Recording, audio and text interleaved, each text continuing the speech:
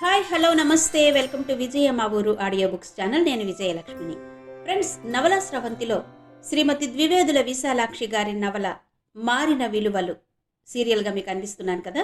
మరి ఈరోజు మారిన విలువలు నవల ఆడియో 9వ భాగం వినిపించబోతున్నాను. మరి ఆలస్యం చేయకుండా కథలోకి వెళ్ళిపోదాం పదండి. శాంత చదువు తనకొక సమస్యగా నిలుస్తుందని జానకి ఎప్పుడూ భావించలేదు. శాంతకు తగినంత తెలివితేటలున్నాయని, అవి రాణించేందుకు అవకాశం కల్పిస్తే జీవితంలో ముందుకు పోగలదని అభిప్రాయపడింది. ఇప్పటికీ ఆమెకు చెల్లెలి తెలివితేటల పట్ల నమ్మకం తగ్గలేదు. దానికి శ్రద్ధ జత కాలేదనే ఆమె బాధ. శాంత పరీక్ష పాస్ అయితే అటు తర్వాత ఏం చెయ్యాలి? అదృష్టం బాగులేక పరీక్ష పోతే ఏం చెయ్యాలి? రాత్రి పగలు జానకిని దిగదీస్తున్న సమస్యలివి. నువ్వింత ఆతృత పడిందికి ఇందులో ఏమీ లేదు జానకి. శాంత పరీక్ష తప్పక పాస్ అవుతుంది. బీఎస్సీ పాస్ అయిన పిల్లకి ఉద్యోగం దొరక్కపోదు. ఆ విషయం నేను చూస్తాను, నువ్వు మరేం కంగారు పడకు అనేది అనసూయమ్మ. శాంత పరీక్ష పోతే తిరిగి సంవత్సరం పాటు చదివించగలిగే పరిస్థితులు కనిపించలేదు జానకికి. గోవిందబాబు వెళ్ళిపోయిన దగ్గర నుంచి బాలవిహార్ కార్యక్రమం అస్తవ్యస్తంగా ఉంటున్నది. అతని స్థానంలో వచ్చిన వ్యక్తి అహంభావి, అదుపులో పెట్టుకోలేని ఆవేశం కలవాడు. ఆయన కొత్తగా వచ్చాడు, ఆయనకి తెలియని విషయాల్లో నువ్వు సహాయపడుతుండు అనేది అనసూయమ్మ. జానకి ఏ మాట చెప్పబోయినా పురుగును విదిలించినట్టు తొలగతోసేవాడతడు. ఈ ఆఫీసులో చిన్న పెద్ద విలువలు లేనట్టున్నాయి. ఎవరి స్థానాల్లో వారుండి పనులు చేసుకోవడం అలవాట్లేదులాగుంది. అన్నిటికీ తగుదునమ్మా అని అందరూ బయలుదేరతారు అనేవాడు. రోజుకు 25 సార్లన్నా జానకి తన చేతి కింద పనిచేస్తున్న సెక్రటరీ అని, తన ఆజ్ఞను పాలించడం ఒక్కటే ఆమె పని అని, అంతకు మించి బాలవిహార్ వ్యవహారాల్లో వేలు పెడితే తను సహించేది లేదని ఆమెకు జ్ఞాపకం చేస్తుండేవాడు. చిన్న చిన్న విషయాలకు అనసూయమ్మ వరకు వెళ్లనవసరం లేకుండా తనంతట తనే నిర్ణయాలు తీసుకుని ఆచరణలో పెట్టడం జానకి అలవాటు. గోవిందబాబు వచ్చిన తర్వాత కూడా ఆ అలవాటుకు ఆటంకం కలగలేదు. ప్రతి చిన్న పనికి బాధ్యతను అధికారుల మీదకు తోసేసి తాము చేతులు ముడుచుకు కూర్చునేవారంటే నాకు ఇష్టం ఉండదు జానకి. తమంతట తాము చేయగలిగింది చేస్తూ మిగిలింది పైవారికి వదిలితే పనులు తేలిగ్గా కాలహరణం లేకుండా జరిగిపోతాయి. ఆఫీసులో జరుగుతున్నదేంటో అందరికీ తెలిసొస్తుంది అనేవాడు గోవిందబాబు. ఈ కొత్త ఆయన అందుకు పూర్తిగా విరుద్ధం. నిజానికి ఈయనొచ్చిన తర్వాత అనసూయమ్మ కూడా తన అలవాట్లను మార్చుకుందేమో అనిపించేది జానకికి. బాలవిహార్లో ఇతను చేస్తున్న అవకతవకలు, క్రమశిక్షణ పేరుతో పిల్లల పట్ల, క్రింద ఉద్యోగుల పట్ల అతను ప్రవర్తిస్తున్న తీరు అనసూయమ్మ దృష్టిలో పడలేదనుకోవడానికి ఆస్కారం లేదు.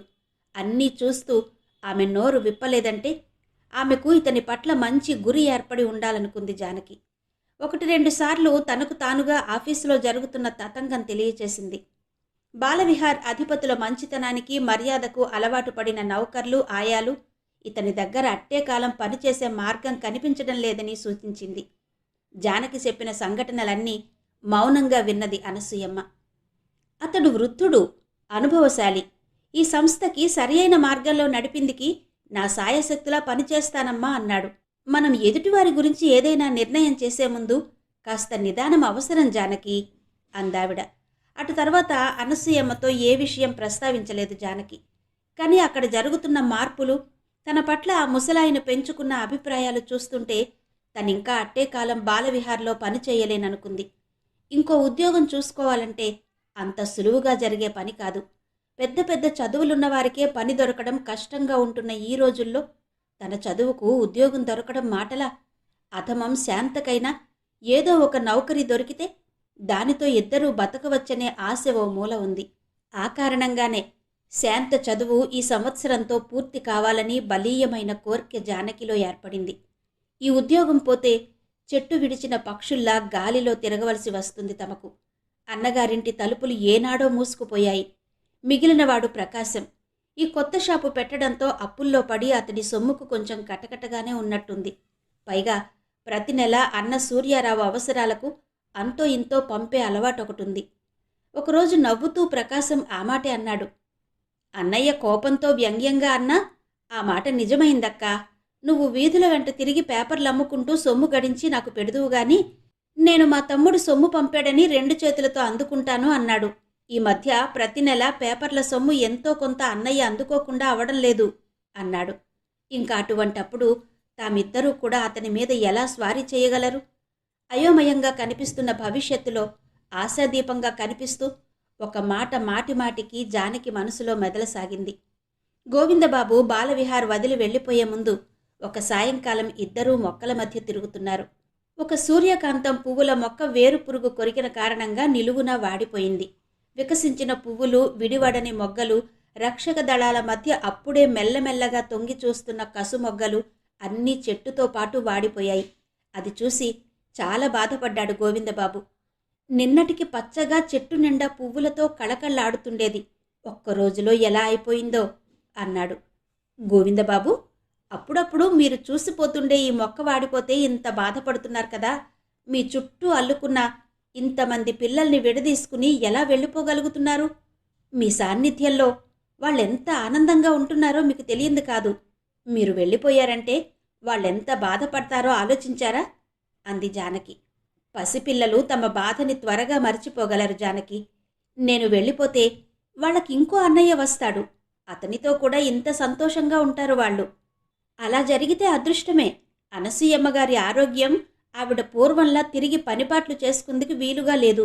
వచ్చినతను మంచివాడైతే బాలవిహార్ అభివృద్ధి ఆగకుండా సాగిపోతుంది. లేకపోతే ఏమవుతుందో మరి. అంతా మీలాంటి సహృదయులే ఉండరు గోవిందబాబు. డబ్బు కోసం ఉద్యోగం చేసేవారికి ఈ సంస్థ పట్ల, ఈ పిల్లల పట్ల మీకున్నటువంటి అనుబంధం ఉండదు. మీతో పరిచయం కాకపూర్వం నా అభిప్రాయాలు అలాగే ఉండేవి. ఈనాడు ఇదొక విడిపించుకోని అనుబంధంగా అభివృద్ధి పొందాలని, ఇక్కడి పిల్లలు ఆనందంగా పెరగాలని నా కోరికే అంది జానకి. మీకు నా మీదున్న అభిమానం చేత అలా అంటున్నారు, అంతకన్నా మరేం లేదు. నేను వెళ్ళిపోతే ఇక్కడి కార్యక్రమం నిలిచిపోతుందన్న భయం నాకు లేదు.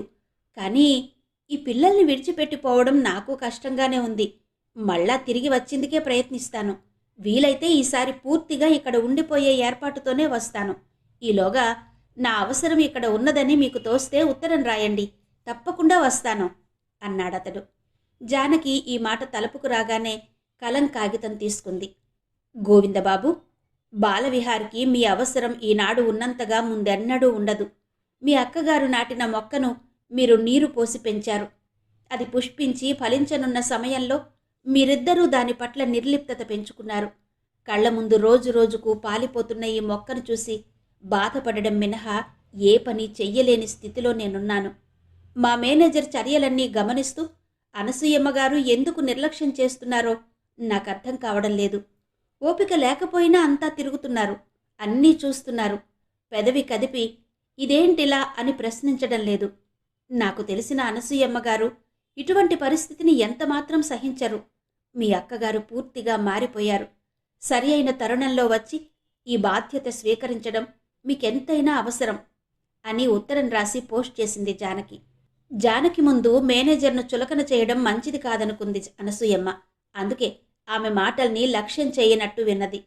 తన చర్యలను, ఆలోచనలను సరిదిద్దుకునేందుకు మేనేజర్కు తగినంత సమయం ఇవ్వాలనే ఉద్దేశంతోనే సలహాగా మాత్రం తన అభిప్రాయాలు చెబుతున్నా విధి నిర్వహణ బాధ్యత అతనికే వదిలి కొంతకాలం చూసింది అనసూయమ్మ. అతను తన తప్పుల్ని సరిచేసుకోవడం పోయి వాటిని రెట్టించుకుంటూ పిల్లల పట్ల, నౌకర్ల పట్ల నిరంకుశంగా ప్రవర్తించడం మొదలుపెట్టాడు. అనసూయమ్మ తన చెప్పు చేతల్లో ఉంటుందని, తన మాటకు ఎదురు చెప్పే తత్వం కాదని అతను భావించాడు. అవకాశం దొరికినప్పుడే అధికారం పెంచుకుని తన స్థానాన్ని పటిష్టం చేసుకోవాలనుకున్నాడు. పైకి ఏమీ కదలకపోయినా అనసూయమ్మ ఈ విషయాలన్నీ గ్రహించింది. ఇతని వల్ల బాలవిహార్ బాగుపడదని నిశ్చయించుకుంది. మళ్ళా ప్రకటన చేసి ఇంకొకరిని తీసుకునే ముందు ఈ విషయం గోవిందబాబుకు వ్రాస్తే మంచిదని భావించింది. నీ మానవ సేవ ఇక్కడికి వచ్చి చెయ్యకూడదటయ్యా, ఈ పిల్లలు మాత్రం మానవులు కారా అని వ్రాసింది. గోవిందు, నువ్వు వెళ్ళినప్పటి నుండి ఇక్కడ పని తిన్నగా సాగడం లేదు. నీకంతగా వెళ్ళిపోవాలనుంటే ఇక్కడ ఎవరినో ఒకరిని తర్ఫీదు చేసి పెట్టి తగిన విధంగా ఏర్పాటు చేసి మరీ వెళ్ళు. నేనీ భారం మోసే స్థితిని దాటిపోతున్నాను, ఇక నువ్వే చూడాలి అని ఉత్తరం రాసింది. గోవిందబాబుకు ఉత్తరం వ్రాసిన మరునాటి నుండి అతని జవాబు కోసం ఎదురు చూస్తున్నది జానకి. గోవిందబాబు తిరిగి వస్తాడు.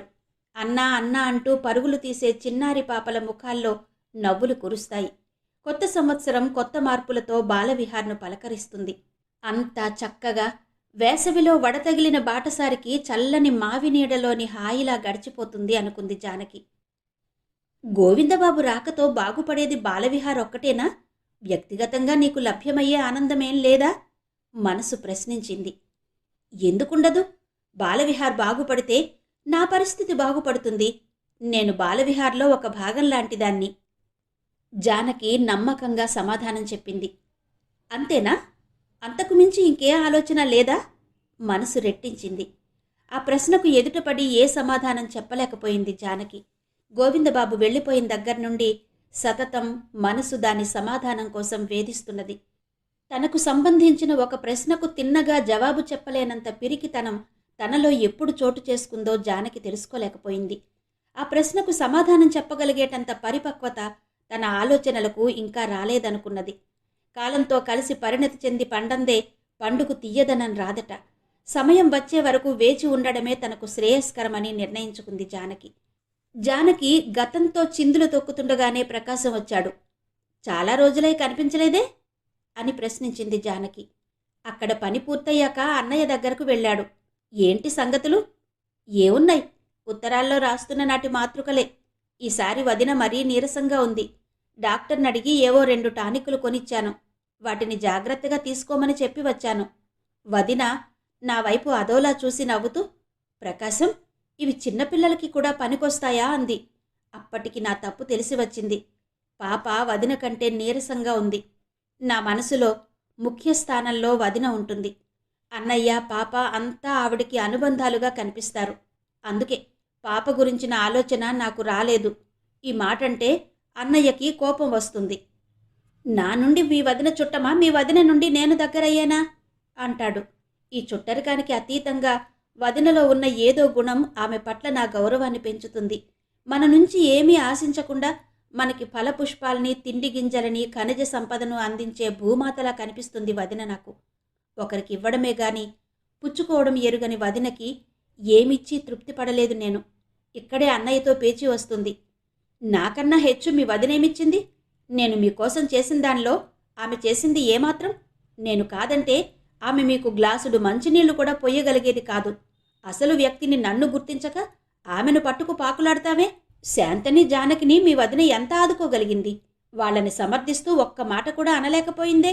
ఆమెకే మీ పట్ల అంత అభిమానముంటే నా మాటని ఎదిరించి నాతో ఎందుకు పోరాడలేదు అని తన వాదనని సమర్థించుకుంటాడు.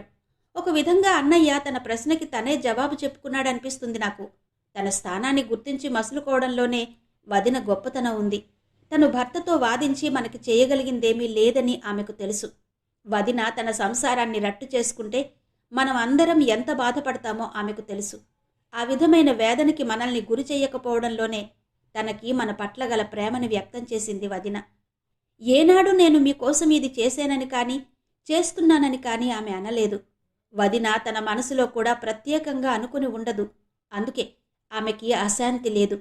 మన నుంచి ఏమీ ఆశించని ఆమెకి మనమేమాత్రం అందించినా అమితానందం పొందుతుంది. అన్నయ్య తను మనకి చేశాననుకుంటున్న దానినంతా వడ్డీతో సహితం తీర్చబడాలని ఆశిస్తాడు. అందుకే అతనికి ఏమిచ్చినా తృప్తి ఉండదు. ఏదో అడిగితే ఇంకేదో చెప్తున్నాను కదూ, మిగిలిందంతా మామూలేలే.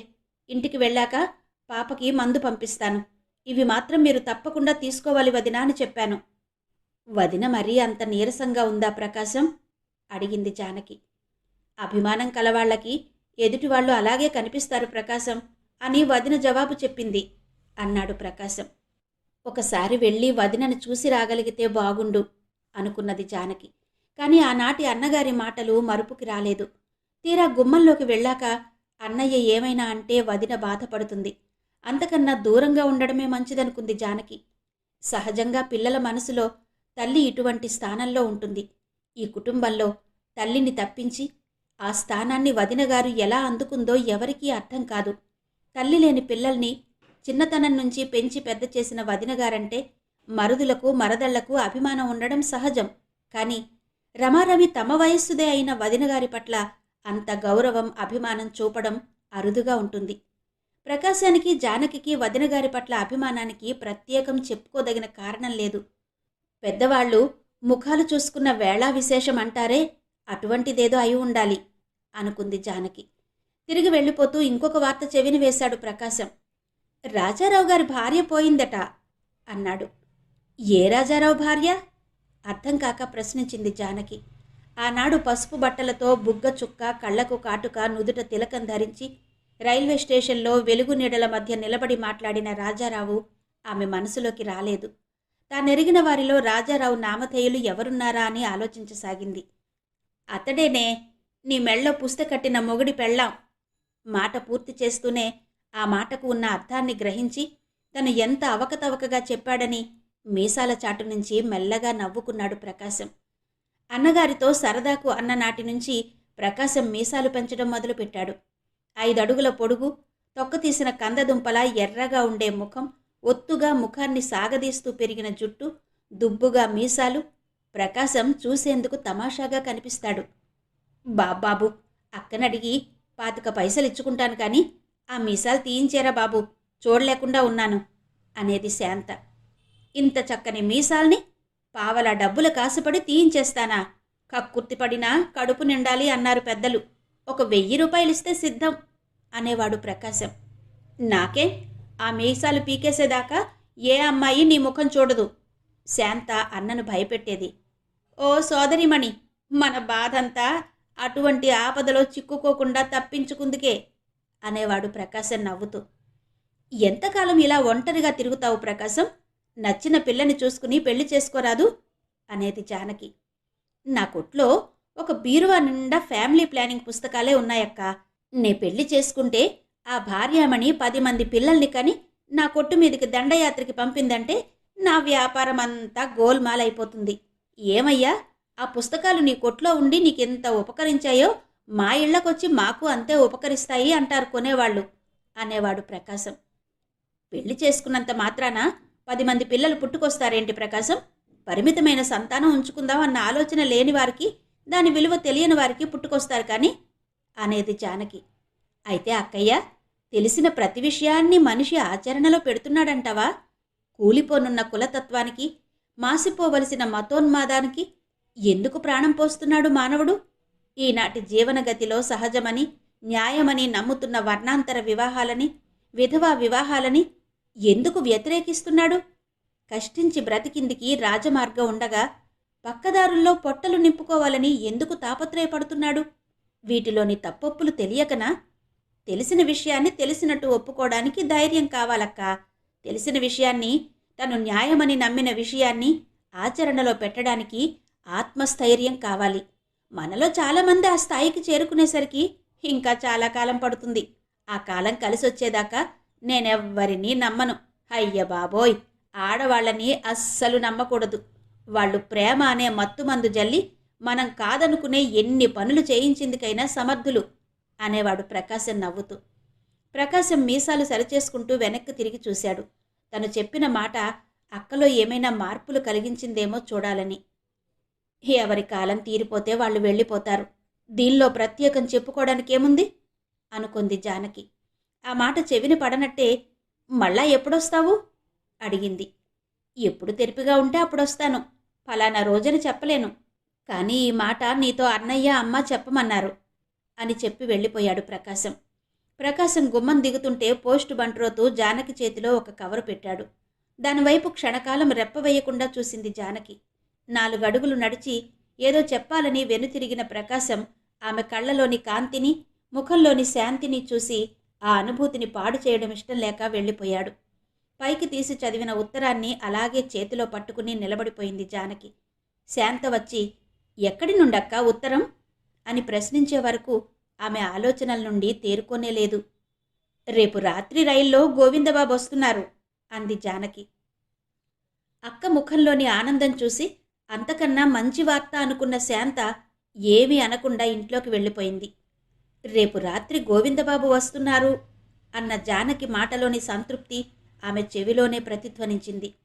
ప్రకాశం రాజారావు భార్య చనిపోయిందంటే తనకేమీ పట్టనట్టు, కాలం మూడిన వాళ్ళు రోజూ ఎందరో వచ్చిపోతుంటారు, అందులో ప్రత్యేకంగా చెప్పుకోవడానికి ఏముంది అనుకుంది జానకి. ఇప్పుడు గోవిందబాబు వస్తున్నారంటే రోజూ రైల్లో ఎంతోమంది వస్తుంటారు పోతుంటారు, ఇందులో చెప్పుకోవడానికి ఏముంది అనుకోలేకపోయింది. ఆ వార్త తెల్లవార్లు ఆమె కళ్ల ముందు కలల్లో తిరుగుతూనే ఉంది. గోవిందబాబును స్టేషన్లో ఎదుర్కొని స్వయంగా తీసుకొచ్చింది జానకి. అతన్ని చూడగానే ఆమెకు 1000 ఏనుగుల బలం వచ్చినట్టు అనిపించింది. తన బతుకు గురించి, బాలవిహార్ పిల్లల గురించి వేధిస్తున్న భయాలన్నీ పరుగులు తీశాయి. మీరొచ్చారు గోవిందబాబు, నా భయాలన్నీ తొలగిపోయాయి, ఇక అన్నీ మీరే చూసుకుంటారు అంది స్వేచ్ఛగా ఊపిరి పీలుస్తూ. మీరు రమ్మని ఆజ్ఞాపించాక రాకుండా ఉండగలనా అన్నాడతను. నిజంగా తన మాట మీద గోవిందబాబుకు ఇంత గురి ఉందా అని అతని వైపు పరీక్షగా చూసింది. ఏంటలా చూస్తున్నారు? ఇక్కడి నుంచి వెళ్ళాక చిక్కిపోయానంటారా కొంపదీసి? ఇంట్లో కాలు పెట్టగానే మా వాళ్లంతా ఏమిట్రా ఇలాగైపోయావు, అక్కడ తిండి తిప్పలు సరిగా లేవా అని ఒకటే ప్రశ్నలు. వాళ్ల ఉద్దేశంలో ఇప్పుడిప్పుడే కోలుకుంటున్నానట, మళ్ళా అక్కడికెందుకురా అని అడ్డుపుల్లలు వేశారు. ఈసారి నా బరువు బాధ్యతలు వహించిందికో అమ్మాయి ఉందమ్మా, పూర్వంలా చిక్కిపోయి రాను, దుక్కతన్ని వస్తాను అని హామీ ఇచ్చి వచ్చాను. మరెలా చూస్తారో మీదే పూచి అన్నాడు గోవిందబాబు నవ్వుతూ. ఇదివరలో గోవిందబాబు మాట్లాడే తీరుకు ఇప్పటి మాటలకు ఏదో తేడా ఉన్నట్టు అనిపించింది జానకికి.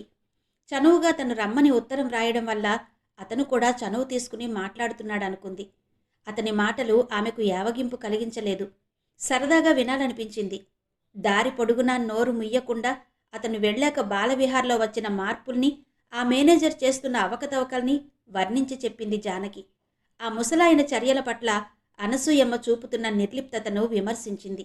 ఆఖరి మాటగా, గోవిందబాబు, ఇప్పుడు మీరు రాకుంటే నేనిక్కడి ఉద్యోగం మానుకుపోవాలనుకున్నాను అని పూర్తి చేసింది.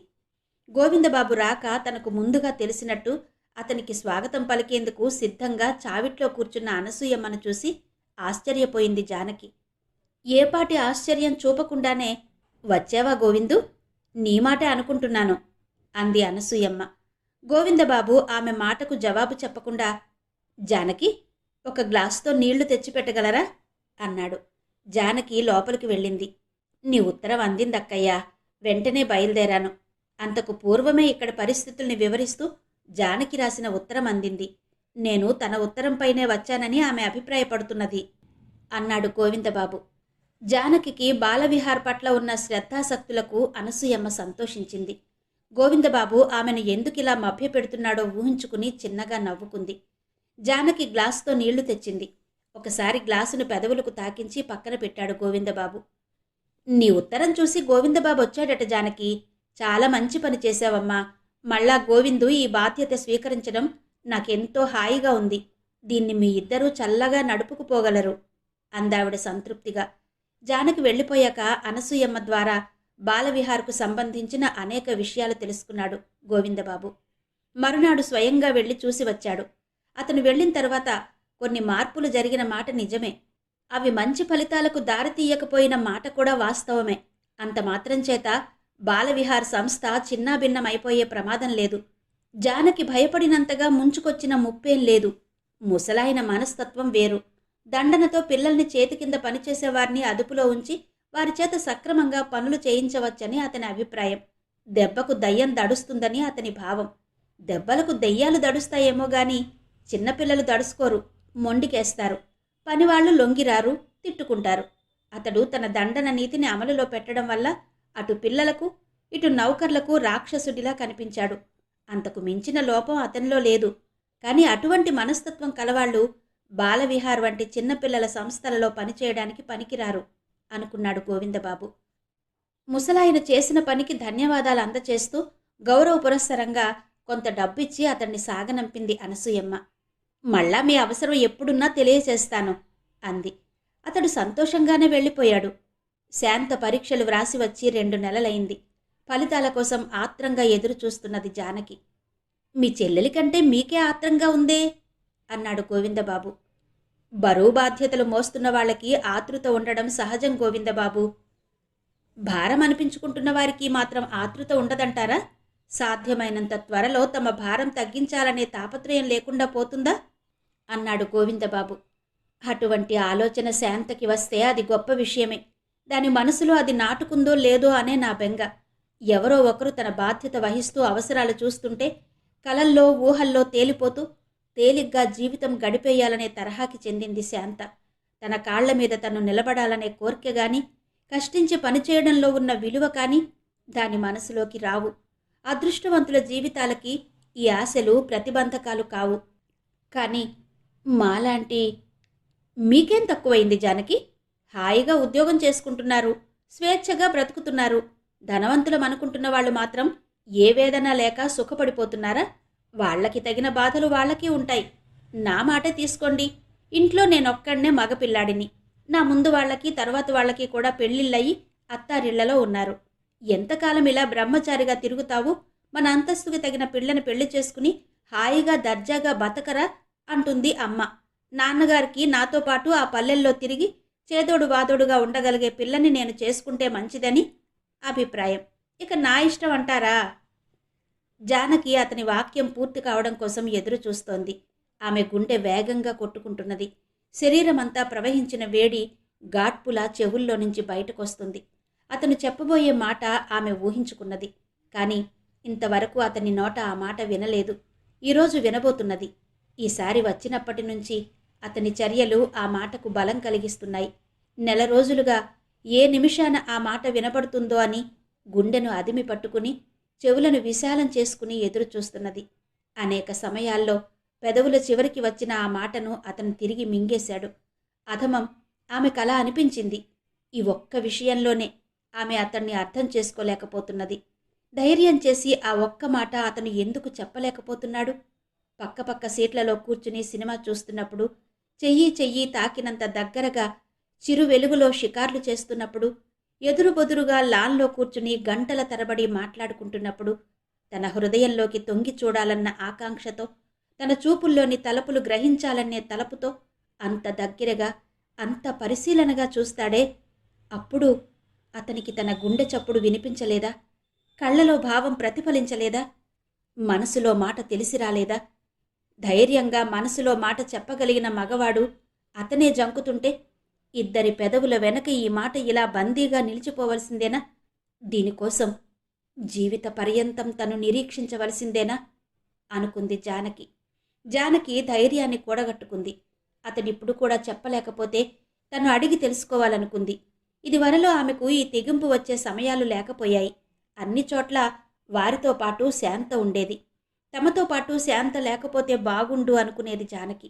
కానీ శాంతకు ఆ ఆలోచనే లేకపోయేది. ఆమె ముందరే అతన్ని రాసుకు పూసుకు తిరిగేది. తుళ్ళుతూ నవ్వుతూ మాట్లాడేది. అక్క పక్కనున్న విషయమే మర్చిపోయి అతనితో కబుర్లలో పడేది. శాంత మాటలను నాగస్వరానికి తల ఎత్తిన పాములా చెవులు రిక్కించుకుని వినేవాడు గోవిందబాబు. ఒక్కొక్క రోజు జానకికి శాంత అంటే ఈర్ష్య పుట్టుకొచ్చేది. తమ ఇద్దరి మధ్య ఉన్న స్నేహం తెలిసి కూడా శాంత పానకంలో పుల్లలా ఎందుకు తయారవడం? ఈసారి స్పష్టంగా చెప్పేయాలి. నువ్వు గోవిందబాబుతో అలా పూసుకు తిరగడం బాగాలేదని చెప్పాలి. పరాయి మగాడితో అంత చనువు పనికిరాదని కోక వెయ్యాలి అనుకునేది జానకి. నువ్వు అతనితో చనువుగా ఉండడం లేదా? నీకు మాత్రం అతడు పరాయివాడు కాడా? అతని దగ్గర పనిచేస్తున్నంత మాత్రాన షికార్లకి సినిమాలకి అతనితో తిరగాలని ఉందా? నాకు బుద్ధి చెబుతున్నావు? ముందు నీ సంగతి చూసుకో అని శాంత ఎదిరిస్తే ఏమని చెబుతుంది? తన చర్యను ఎలా సమర్థించుకుంటుంది? గురువింద గింజల అక్క తన ప్రవర్తన చూసుకోకుండా నన్ను తప్పు పడుతున్నదని శాంత అసహ్యించుకోదా? ఈ విషయం ప్రకాశం వరకు వెళితే అమ్మకు అన్నయ్యకు తెలిస్తేయే? నువ్వాడదానివి కావా? నీది మనిషి జన్మ కాదా? నీ జీవితమంతా ఇలాగే సన్యాసినిలా గడుపుతానని ఎవరికైనా మాటిచ్చావా? ఎందుకంత భయం? మనసు ధైర్యం చెప్పేది. శాంత పక్కగా లేని ఇటువంటి అవకాశం తిరిగి ఇంత తొందరలో రాకపోవచ్చు. ఒకసారి మనసు విప్పి మాట్లాడుకున్నాక ఎవరు తమ మధ్య ఉన్నా మరి పర్వాలేదు అనుకుంది జానకి. అతడంతలో మాట ఆపివేస్తాడేమో అని భయపడింది. మరి మీ ఇష్టమేంటి గోవిందబాబు అని ప్రశ్నించింది ఆతృతగా. అతడు జానకి ముఖంలోకి పరీక్షగా చూశాడు. జవాబు చెప్పాలని నోరు తెరిచాడు. జానకి ఒళ్లంతా చెవులు చేసుకుని అతడు చెప్పబోయే మాట వినేందుకు సిద్ధంగా ఉంది. గాలి దుమారంలా వచ్చిపడింది శాంత. గోవిందబాబు, నేను పరీక్ష పాస్ అయ్యాను, 2nd డివిజన్ అంటూ అతడి చేతులు పట్టుకుని ఉత్సాహంగా ఊపేయసాగింది. శాంత అతని చేతుల్లో వాలిపోతుంటే అతనే ఆపినట్టు అనిపించింది జానకికి. క్షణకాలం ఆమె మనసు అగ్నిపర్వతం పగుళ్లలో నుంచి ప్రవహించే లావాలా ఉడికిపోయింది. అంతలోనే చెల్లెలి భవిష్యత్తు, మంచి చెడ్డలు చూసే అక్కగా మారిపోయింది. చాలా సంతోషం శాంత, కంగ్రాచ్యులేషన్స్ అన్నాడు గోవిందబాబు. ఎంత చల్లని కబురు చెప్పావు శాంత, ఈరోజు కోసం ఎంతగా ఎదురు చూశాను అంది జానకి ఆప్యాయంగా. గోవిందబాబు చేతులు వదిలి అక్కను కౌగిలించుకుంది శాంత. ఇదంతా నీ దయ వల్ల జరిగిందక్క. ఆనాడు అభిమానంతో నువ్వు నా పక్క నిలవబట్టిగాని, లేకుంటే ఈసరికి రోడ్ల మీద కుక్కలా తిరగవలసిన గతి పట్టి ఉండు నాకు. లేక ఏనాడో మట్టిలో కలిసిపోయి ఉందును. శాంత కళ్లలో నీళ్లు తిరిగాయి. ఛ, పిచ్చి పిల్ల, శుభంగా పరీక్ష పాసై ఎవరైనా ఏడుస్తారా? పద, ప్రకాశానికి చెప్పొద్దాం అంది జానకి. ఉదయం నుండి ఎండలో తిరుగుతున్నాను, ముఖం తిరుగుతున్నట్టుంది. నువ్వు వెళ్ళిరా అక్క, నా కాళ్ళు లాక్కుపోతున్నాయి అంది శాంత. ఒక్కసారిగా జానకి ఉత్సాహం చల్లబడిపోయింది. తను ఒంటరిగా పోయేందుకు ఆమె మనసు ఇష్టపడలేదు.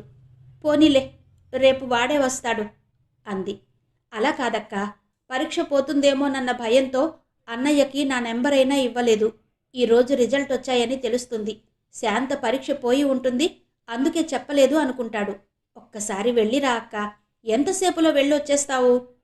ఈ విషయంలో శాంత అంత బ్రతిమాలుకోవాల్సిన అవసరం ఉందా అని ఆలోచిస్తూనే జానకి గుమ్మం కదిలింది.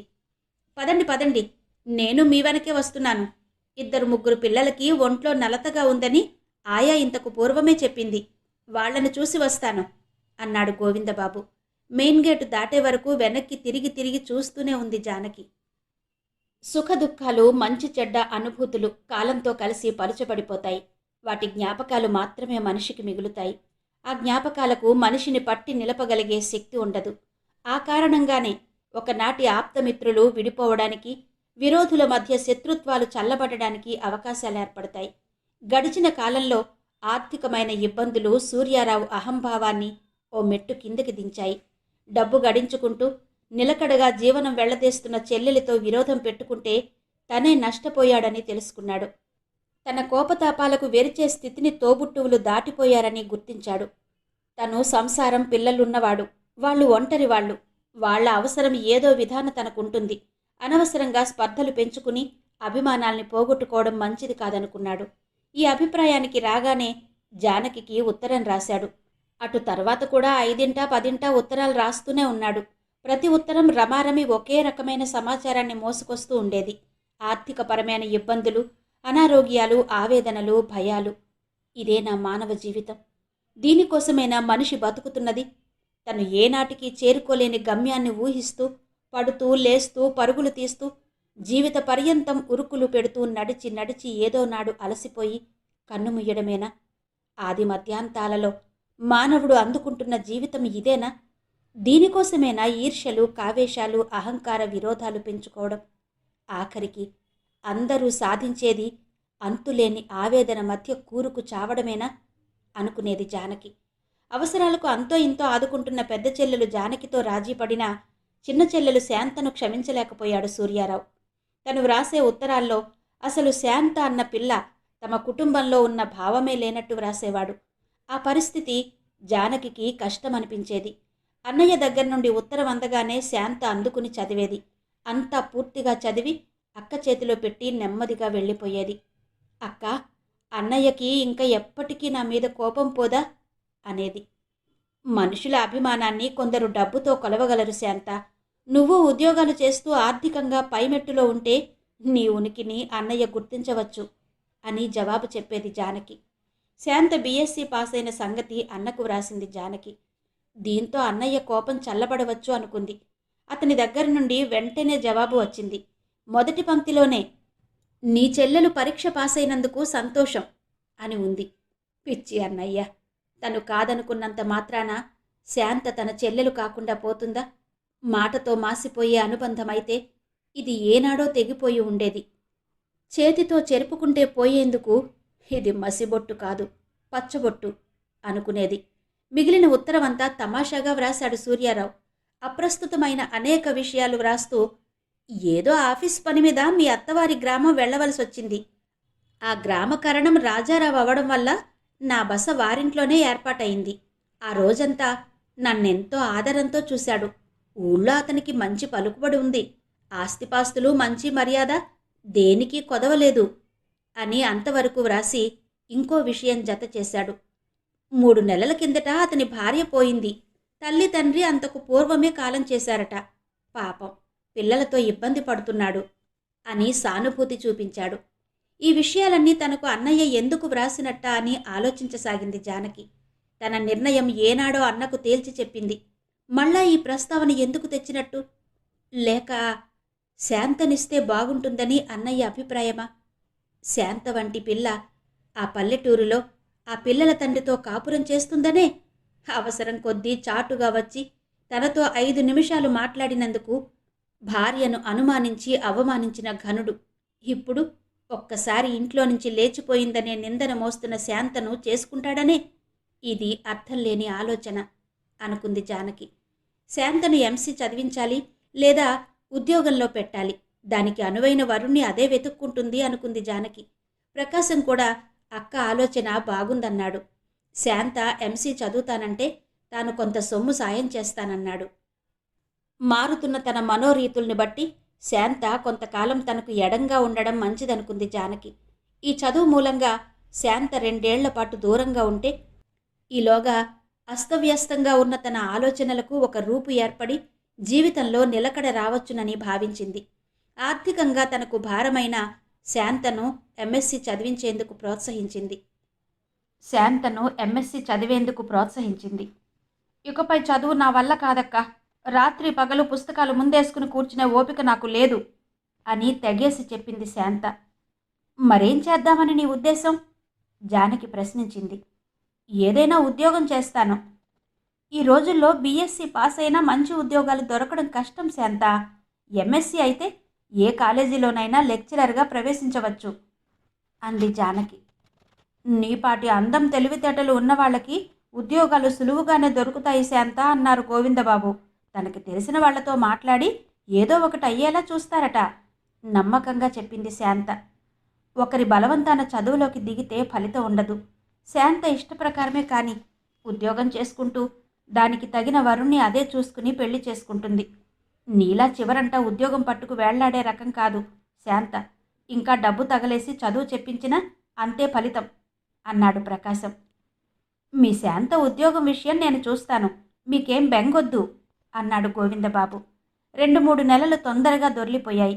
గోవిందబాబు శాంత ఉద్యోగ ప్రయత్నం శ్రద్ధగా చేస్తున్నట్టు కనిపించలేదు జానకి. అతను మాట మాత్రంగా అంటే సులువుగా వచ్చే 2-3 ఉద్యోగాల్ని కావాలనే దాటించినట్టు అనిపించింది ఆమెకు. మీరు కాస్త శ్రద్ధ చూపితే ఆ ఉద్యోగం శాంతకి దొరికేది అంది జానకి. అది శాంతకి తగిన ఉద్యోగం కాదు జానకి. పగలంతా ఆ ల్యాబొరేటరీలో యాసిడ్ల మధ్య కునుకుపాట్లు పడుతూ శాంత కూర్చోలేదు. ఆమెకి అంతకన్నా ఉత్సాహవంతమైన పని కావాలి. శాంతకి సరిపడే ఉద్యోగం కోసమే చూస్తున్నాను. తొందరలోనే అది లభ్యం కావచ్చు అన్నాడు గోవిందబాబు నిదానంగా. ఏదో ఒకటి గోవిందబాబు, పని చేయకుండా ఎవరు మాత్రం జీతమిస్తారు? చదువు ఉద్యోగం లేక శాంత ఇలా తిరుగుతుండడం నాకు బాగులేదు అంది జానకి. అది సరే అనుకోండి, అయినా 2-3 వస్తువులు ఎదురుగా పెట్టి ఏది కావాలో తీసుకో అంటే మనిషి క్షణకాలం యోచించి తనకి మంచిదని తోచింది ఎంచుకుంటాడు. ఉన్నది ఒక్కటే అంటే ఏ ఆలోచన ఉండదు అన్నాడు గోవిందబాబు. గోవిందబాబు వల్ల ఈ పని అయ్యే సూచన లేదనే అభిప్రాయానికి వచ్చింది జానకి. కావాలని అతడు ఎందుకు వాయిదాలు వేస్తున్నాడో ఆమెకు అర్థం కాలేదు. అనసూయమ్మ వల్ల ఏమైనా సహాయం దొరుకుతుందేమోనని అక్కడికి వెళ్ళింది. శాంత డబ్బు గణించి తన దోసిట్లో పొయ్యాలనే తాపత్రయం జానకి లేదు. ఇలా పని పాట లేకుండా తిరుగుతుంటే శాంత బుద్ధి పెడతల బట్టి ఎటువైపు ఈడుస్తుందోనని ఆమె భయం. అక్క మనసులో నుంచి అనుమానం తొలగించేందుకు శాంత ఏ విధమైన ప్రయత్నం చెయ్యలేదు. చెల్లెలు మానసికంగా పెరిగే వరకు పని బాధ్యత అనే పలుపు తాళ్లతో ఆమెను కట్టి ఉంచడం అవసరమని జానకి అభిప్రాయం. ఒక పని కోసం జానకి అనసూయమ్మ దగ్గరికి పోతే ఇంకొక పని ఎదురైంది. అనసూయమ్మ భర్త తరపు బంధువుల ఇంట్లో ఏదో శుభకార్యం జరుగుతున్నదట. ఆవిడ వెళ్ళక తప్పని పరిస్థితి. అనసూయమ్మ ప్రత్యేకం వీలునామా రాయకుండా చనిపోతే ఆవిడ ఆస్తిలో కొద్ది భాగం ఆ దాయాదులకు చెందుతుంది. ఆ కారణాన వాళ్ళు అనసూయమ్మ దగ్గర అభిమానం ఒలకబోస్తూ, పెద్దవారు మీరు లేకుండా ఈ శుభకార్యం జరగదు, తప్పక రావాలి అని పట్టుబట్టారు. నాకు సాయంగా నువ్వు రావాలి జానకి అందావిడ. వాళ్ళెవరో నాకు తెలీదు, అసలు ఇటువంటి శుభకార్యాల్లో పాల్గొనే అలవాటు కూడా నాకు లేదు, కొత్తగా ఉంటుంది అని తప్పించుకోబోయింది జానకి. నీకు తెలియకపోతేనే, నాకు తెలుసుగా, నువ్వు నాతో వస్తున్నావు. ఇంతకీ ఎన్ని రోజులని? రేపు బయలుదేరితే 3వ నాటికల్లా తిరిగి రాము. అందావిడ. అనసూయమ్మ మాటకు లేదు కాదు అని జవాబు చెప్పడం జానకికి అలవాటు లేని పని. ఆ ప్రయాణం ఆమెకు తప్పనిసరి అయింది. అనసూయమ్మ అన్న విధంగానే 3వ నాటికల్లా తిరిగొచ్చారు జానకి ఆవిడ. ఆవిడని ఇంటి దగ్గర విడిచి తన గది వైపు నడక సాగించింది జానకి. ముందు రోజు పడ్డ వర్షం వల్ల నేలంతా తడిగా ఉంది. తడి నేలలో నుంచి ఎండిన చోట్ల ఆవిర్లు పైకొస్తున్నాయి. వర్షపు నీటితో దుమ్ము కడుక్కుపోయిన ఆకులు పువ్వులు చక్కని రంగులతో కళకళలాడుతున్నాయి. లేత మొక్కలు రెమ్మలు ఊపుకుంటూ గాలితో ఆటలాడుతున్నాయి. కొంచెంసేపు తన్మయత్వంగా అటు ఇటు చూస్తూ నిలిచిపోయింది జానకి. మోయలేనన్ని నగలతో, పట్టుచీరల బరబరలతో, రకరకాల పువ్వులు సెంట్లు మిళితమై ఏర్పడిన ఘాటైన సువాసనలతో మత్తుమందులా ఉండే ఆ పెళ్లి ఇల్లు వదిలి ఈ ప్రకృతి మాత ఒడిలోకి తిరిగి రాగలిగినందుకు సంతృప్తిగా నిట్టూర్చింది. భగవంతుడు మనుషులకు ప్రసాదించిన ఈ వరానికి కృతజ్ఞత తెలుపుకుంది. కమ్మని ఊహలు కదలాడుతుండగా ఇల్లు చేరింది జానకి. ఇంట్లో శాంత లేదు. చీకటితోనే శాంతమ్మగారు ఎక్కడికో వెళ్ళారమ్మా, ఇంకా రాలేదు అన్నాడు మొక్కలకు పాదు చేస్తున్న తోటమాలి. ఈ తాళం మీరొస్తే ఇమ్మన్నారు. మొల్లో నుంచి తాళం తీసి అక్కడ గట్టు మీద పెట్టాడు. తాళానికి అంటుకున్న దుమ్ము దులుపుకుంటూ గుమ్మం దగ్గరకు వెళ్ళి తలుపు తీసింది జానకి. ఇంట్లో ఎక్కడికక్కడ గిన్నెలు బట్టలు పోగు పెట్టబడున్నాయి. ఈరోజు బడలికతో తను వస్తున్నట్టు తెలిసి కూడా ఆ విధంగా ఇంటిని వదిలి శాంత షికారు పోవడం జానకికి కష్టమనిపించింది.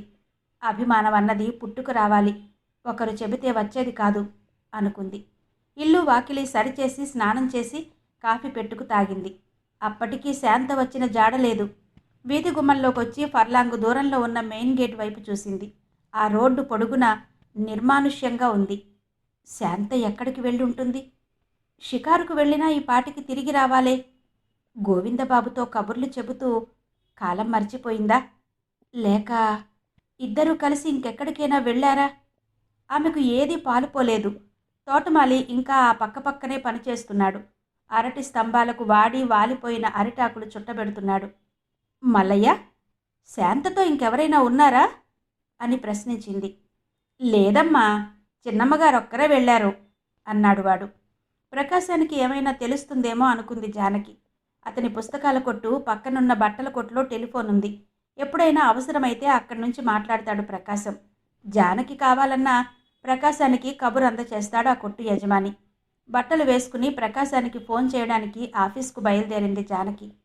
నాకు తెలీదే అన్నాడు ప్రకాశం. నిన్న సాయంకాలం చీకటి పడే వరకు నేను మీ ఇంటి దగ్గరే ఉన్నాను. గోవిందబాబు కానీ శాంత కానీ ఏమీ చెప్పలేదే. సరే, అనుకోకుండా వాళ్ళేదో ప్రోగ్రాం వేసుకుని ఉంటారు. గంటకో గడియకో తిరిగి వస్తారు. మరేం కంగారు పడకు అన్నాడు ప్రకాశం. శాంతతో పాటు గోవిందబాబున్నారా? తిరిగి ప్రశ్నించాడు. ఆ విషయం ఇంకా తెలీదు. నేనిప్పుడే ఊరి నుండి వచ్చాను అంది జానకి. అవును, శాంత చెప్పింది. ఏదో పెళ్లికి వెళ్ళావుట కదూ. నేను సాయంకాలం వస్తాను. శాంతతో గోవిందబాబు ఉన్నది లేనిది తెలుసుకుని నాకు ఫోన్ చెయ్యి అన్నాడు ప్రకాశం. జానకి తిన్నగా అనసూయమ్మ దగ్గరికి వెళ్ళింది. ఆవిడ అప్పుడే తయారై చావిట్లోకొచ్చింది. ఏదో అర్జెంటు పని మీద గోవిందబాబు వారం రోజులు సెలవు పెట్టి ఇంటికి వెళ్ళాడు జానకి. ఇక ఈ వారం రోజుల పనంతా నువ్వే చూసుకోవాలి. అసలే అలసిపోయి ఉన్నావు. ఈరోజు పని సాధ్యమైనంత తొందరగా తెముల్చుకుని విశ్రాంతి తీసుకో అందావిడ. గోవిందబాబుకు తగిలిన అర్జెంటు పని ఏంటి అని ఆలోచిస్తున్నది జానకి. గోవిందబాబు ఊరు వెళితే శాంత ఎవరితో తిరుగుతున్నట్టు? మనసు తటపటాయిస్తూనే సంశయం వెల్లడించింది. పద జానకి, పిల్లల్ని చూసొద్దాం. 4 రోజులై చూడలేదు అంటూ దారి తీసింది అనసూయమ్మ. ఆవిడ చేతికర్ర నీడను చూస్తూ నడక సాగించింది జానకి. ఆఫీసు గది దాటిపోతుంటే బంట్రోతు జానకి చేతిలో ఒక కవరు పెట్టాడు. బాబుగారు మీకు ఇవ్వమన్నారు అన్నాడు. జానకి ఆ కవరు అటూ ఇటూ తిప్పి చూసింది. మనుషులు ఎదుటపడి చెప్పుకోలేని అనేక విషయాలు ఉత్తరాల ద్వారా తెలియచేయడం తేలిక. తన ఉత్తరంలోని మాటల మీద నా అభిప్రాయం ఏర్పరచుకుందుకు వారం రోజులు గడువు అవసరం అనుకుని ఉంటారు గోవిందబాబు. అందుకే పని పేరు పెట్టుకుని వెళ్ళిపోయి ఉంటారు అనుకుంది జానకి. ఆమె ముఖంలోని భావ పరివర్తనాన్ని చూసి చిన్నగా నవ్వుకుంది అనసూయమ్మ. ఈసారి గోవిందబాబు వచ్చినప్పటి నుండి వారిద్దరిని గురించిన ఆలోచనలు జంటగానే అనసూయమ్మ మనసులోకి వస్తుండేవి. చాలాసార్లు మనసులో చక్కని జంట అనుకుంది కూడా.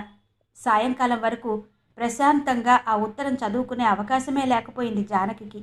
ఆతృత ఆమెను ఇంటి వరకు నడవనీయలేదు. లాన్కు పక్కగా నూరు వరహాల చెట్టు మొదట్లో ఉన్న రాతి మీద కూర్చుని కవరు చించింది.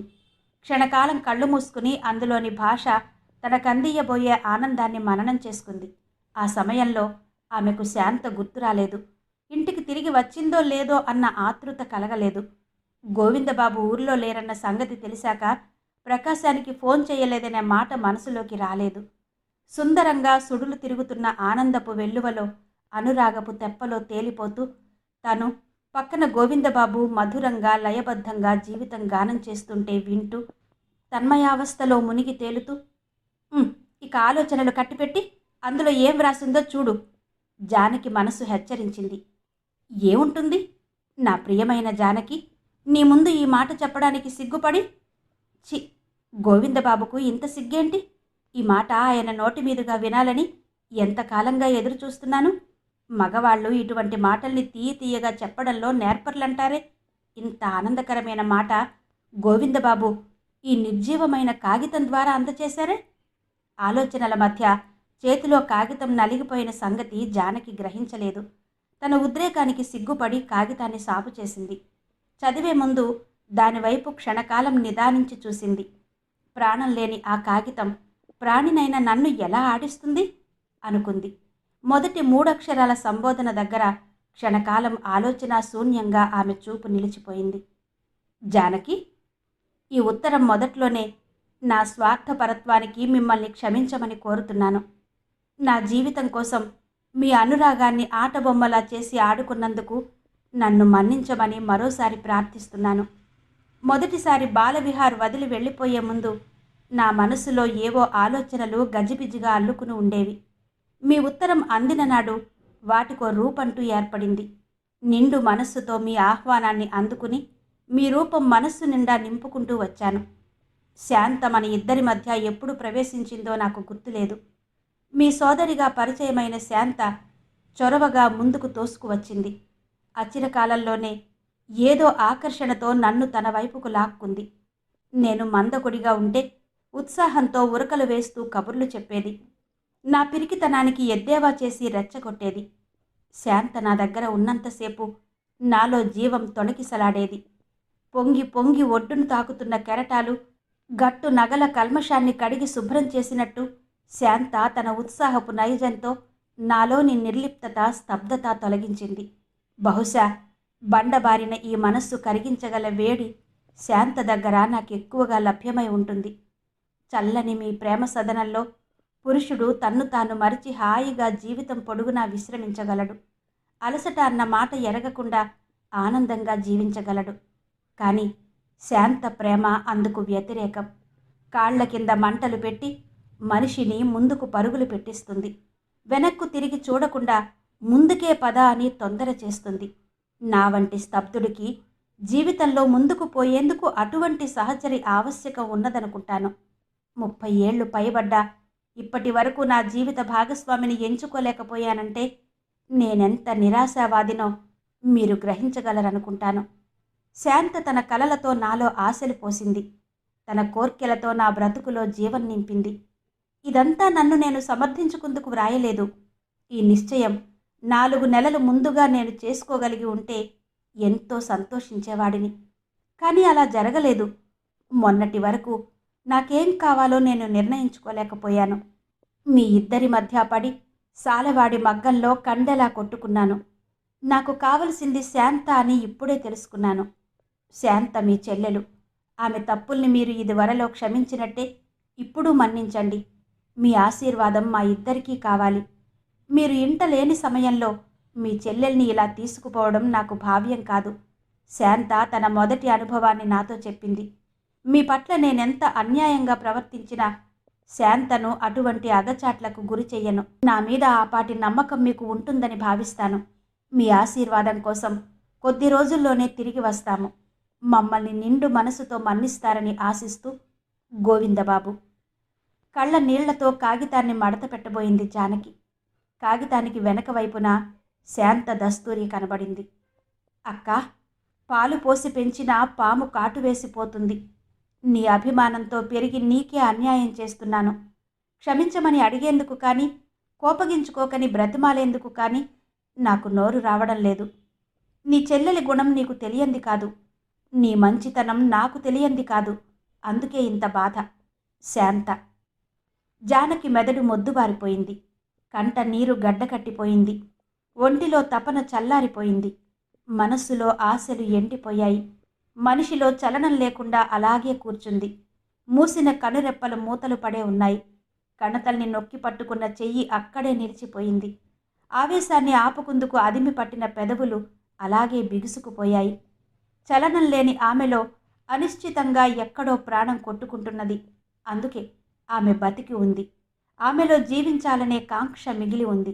మనిషి కొట్టే ఎదురు దెబ్బలకు ఒరిగిపోకూడదనే పౌరుషం ఉంది. ఏ ఆలంబన లేకపోయినా తను మనిషిగా జీవించగలననే నమ్మకం ఉంది. అందుకే లేచింది. తడి ఆరిన కనుకొలకులు తుడుచుకుంది. చేతిలోని ఉత్తరాన్ని భద్రంగా మడిచి బ్యాగ్లో పెట్టుకుంది. నిదానంగా అడుగులు వేస్తూ ఇంటివైపు నడక సాగించింది. ఎదురుగా చౌకీదార్ వచ్చాడు. మీకోసం ఎవరో బాబుగారు చాలాసేపై వచ్చి కూర్చున్నారు. మీరెంతకు రాకపోతే హాస్టల్లో ఉంటారంటే అలా వెళ్ళారు అన్నాడు. తన కోసం ఎవరు వచ్చి ఉంటారు? ప్రకాశం అయితే చౌకీదారుకు తెలుసు. అన్నయ్య కానీ వచ్చాడా అనుకుంది జానకి. చిన్న చిన్న జల్లులు పడితే వీధులు బురదగా ఉంటాయి. పెద్ద వాన నిలిచి కురిస్తే అది వరలో ఉన్న మాలిన్యమంతా కడిగి వేసిపోతుంది. ఆనాటి సంఘటనతో జానకి మనసు కడిగిన అద్దంలా ఉంది. అందులో తన రూపు చూసుకుని గర్వించింది జానకి. భగవాన్, ఈపాటి ధైర్య స్థైర్యాలు నాకు అండగా నిలుపు. నా జీవితాన్ని నా చెప్పు చేతల్లో నడుపుకోగలిగిన స్తోమతియ్యి. అంతకన్నా నేనేం కోరడం లేదు అనుకుంది. వేళ కాని వేళ వచ్చిన జానకిని పిల్లలు చుట్టుముట్టారు. అక్క, ఇప్పుడొచ్చావే? ఈరోజు మా దగ్గర పడుకుంటావా? మాకు మంచి మంచి కథలు చెబుతావా? నన్ను నీ దగ్గర పడుకోనిస్తావా? పిల్లల అనురాగంతో దగ్గరకు తీసుకుంది జానకి. ఆ రోజు తనకు వారికి చాలా దగ్గర సామ్యం కనిపించింది ఆమెకు. వాళ్లకు ఎవరూ లేరు, తనకు ఎవరూ లేరు అనే భావన వచ్చింది ఆమె మనసులోకి. ఊరికే మిమ్మల్ని అందరినీ ఓసారి చూడాలనిపించి వచ్చానర్రా. ఒక్క క్షణం నన్ను వదలండి. నా కోసం ఎవరో వచ్చారని చౌకీదార్ చెప్పాడు, చూసొస్తాను అని పక్కగా విజిటర్స్ కోసం ఏర్పాటు చేసిన గదిలోకి వెళ్ళింది. ఆమె కొంగు పట్టుకుని రైలు బండిలా ఒకరి తర్వాత ఒకరు నడుస్తూ ముందుకు వెళ్లారు పిల్లలు. జానకమ్మ వస్తే ఇక పిల్లలు విడిచిపెట్టరు అనుకుంది ఆయా వాళ్ళ ఆటలు చూసి. జానకి గదిలో అడుగుపెట్టింది. అక్కడ కూర్చున్న వ్యక్తి లేచి నిలబడ్డాడు. ఇద్దరూ జ్ఞాపకాలను తవ్వుకుంటూ ఒకరికొకరు క్షణకాలం చూసుకున్నారు. అతడే ముందుగా మాట్లాడాడు. నేను రాజారావుని. ఈరోజు నేను వస్తున్నట్టు మీ అన్నగారు రాసిన ఉత్తరం అందిందనుకుంటాను అన్నాడు. నమస్కారం, కూర్చోండి. 4 రోజులై నేను ఊళ్ళో లేను. ఈరోజు ఉదయం నుండి ఇంటికి వెళ్ళలేదు. ఉత్తరం వచ్చిందో లేదో నాకు తెలియదు అంది జానకి నిదానంగా. అతడు మాట్లాడలేదు. ఇంతకు మీరొచ్చిన పని? నా భార్య పోయింది, 3 పిల్లలున్నారు అన్నాడతను. అవును, విన్నాను. చాలా దురదృష్టకరమైన వార్త అంది జానకి సానుభూతితో. అమ్మ నాన్న పోయారు. పిల్లల్ని పెంచుకురావడం కష్టంగా ఉంది అన్నాడతను. తండ్రి ఉండగా పిల్లల్ని బాలవిహార్లో చేర్చుకునే అలవాటు లేదు రాజారావు గారు. అందులో మీకు కావలసినంత డబ్బుంది.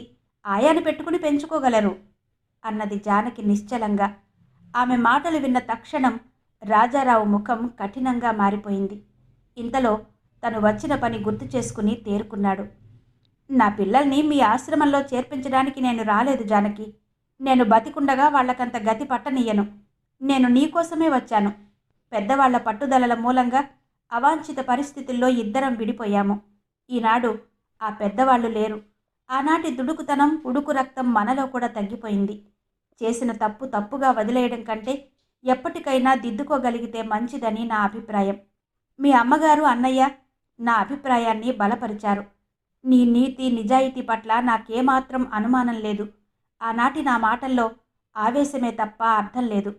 నిన్ను తీసుకువెళ్లాలని వచ్చాను. తల్లి లేని నా పిల్లలకి తల్లివై నా బ్రతుకు చక్కదిద్దుతావన్న ఆశతో వచ్చాను అన్నాడతను. రాజారావు గారు, మీకు 3 పిల్లలు. మీ పిల్లల్ని మీరు పెంచుకోలేక నా సాయం కోరుతున్నారు. వీరంతా నా పిల్లలు. వీరినెవరికి అప్పగించిరాను అంది.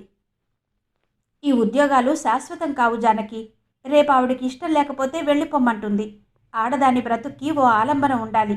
లత లాంటి స్త్రీ జీవితం అల్లుకుందికి బలమైన ఒక చెట్టుండాలి. నా మాట విని నాతో రా అన్నాడు అనునయంగా రాజారావు. క్షమించండి రాజారావు గారు, ఒక మానుకి అల్లుకున్న లత ఆ మాను విరిగి పడితే నాశనమైపోతుంది. ఈ చిన్న చిన్న మొక్కలకు అల్లుకున్న నా జీవనలత ఎప్పుడూ పచ్చగా ఏపుగా పెరుగుతూ ఉంటుంది. ఈ చిన్న మొక్కలు పెరిగి పెద్దవైనా వాటి దిగువన చిన్న మొక్కలు ఎప్పుడూ పుట్టుకొస్తూనే ఉంటాయి. నాకీ ఆలంబన చాలు, నాకీ జీవితం చాలు అంది జానకి నిశ్చలంగా.